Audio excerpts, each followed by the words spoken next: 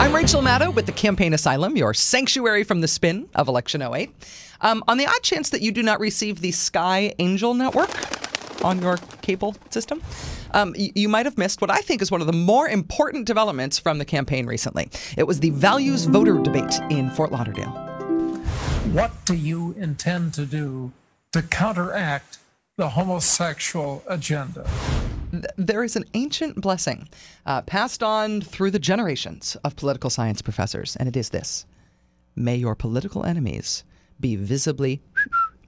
and if you are blessed enough to have Cuckoo for Cocoa Puffs political enemies, and those folks decide to get their freak on in a big, public, nationally webcast televised way, then truly you are doubly politically blessed.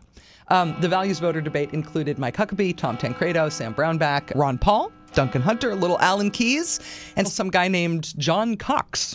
We also have this problem with transvestites who want to be school teachers.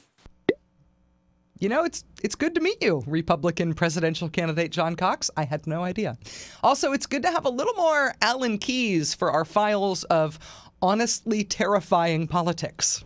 Before we had a government, we had a God-ordained family that supported and represented the natural rights of our humanity.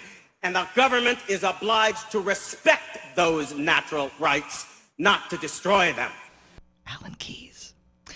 What is great about this values voter debate, what's great about it for Democrats, is that it reminds voters what rings the Republicans have to kiss during their primaries. It reminds us who Republicans have to make promises to, who they are allying themselves with. It's also good for all of us to be reminded of the double standards that we've got for the political right and the political left. For example, the values voter debate in Fort Lauderdale started out with a choir singing an original song called "Why Should God Bless America?" Why should God bless America? She's forgotten He exists.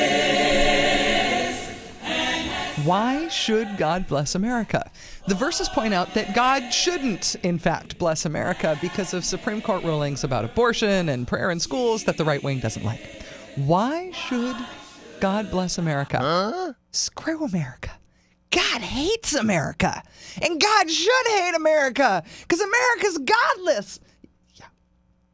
Imagine if a left-wing group repurposed the words to God Bless America or the national anthem or something to make it into an anti-American song, and then somebody sung the anti-American version of our patriotic song in front of the Democratic candidates who were all standing behind their podiums lined up for a debate.